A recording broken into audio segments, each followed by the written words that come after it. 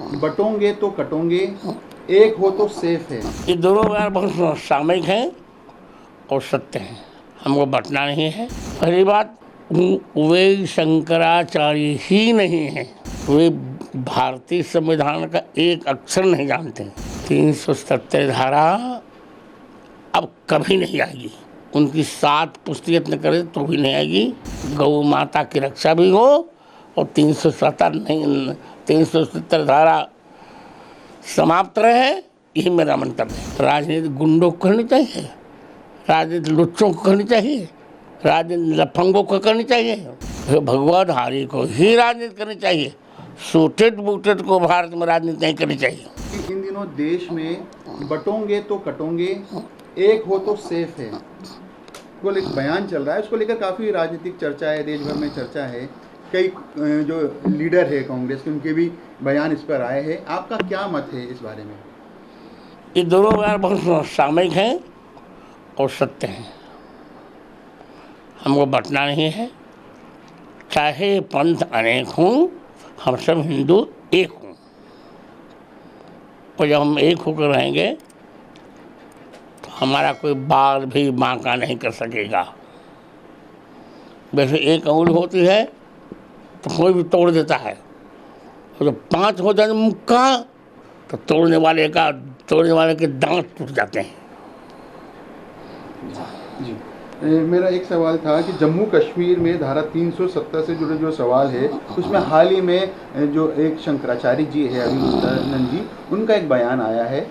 उन्होंने गौ माता का हवाला देते हुए कहा है कि धारा 370 वहाँ पर जो वापस लागू होना चाहिए। उसके पीछे हवाला भी दिया गौ माता की रक्षा का। तो किसके पहले जो कानून था उसको देकर उसको क्या प्रतिक्रिया? शंकराचार्य जी का जो बयान था 370। पहली बात, वे शंकराचार्य ही नहीं हैं तो उनका बयान कैसा? उनका शंकराचार्य का पक्ष जो है अभी कोर्ट में विवादित है। दूसरी बात,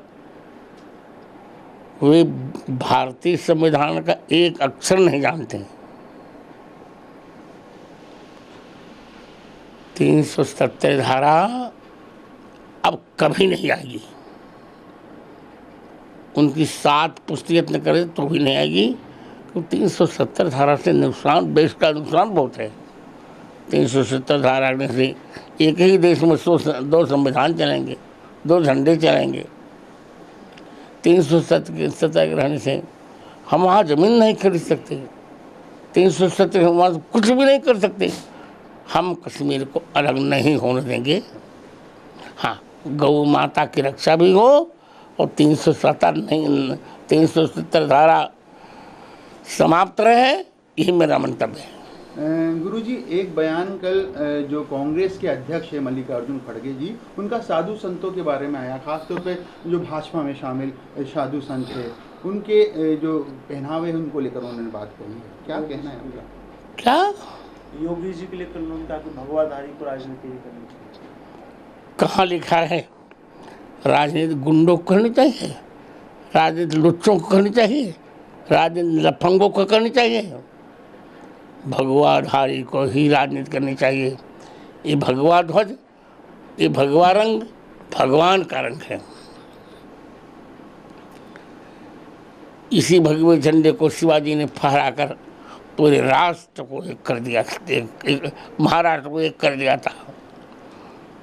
भगवाधारी को ही राजनीति करनी चाहिए।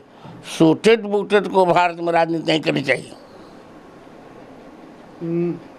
2 दिन पहले जयपुर में ही एक बड़ी कॉन्फ्रेंस हुई थी जो वक्फ संशोधन कानून जो है उसके सिलसिले में, मोती डूंगरी रोड पर। उसमें तौकीर रजा ने एक विवादित बयान भी दिया, मौलाना तौकीर रजा ने, कि हमारी जो आबादी है वो यदि सड़कों पर आएगी तो रूह कांप जाएगी।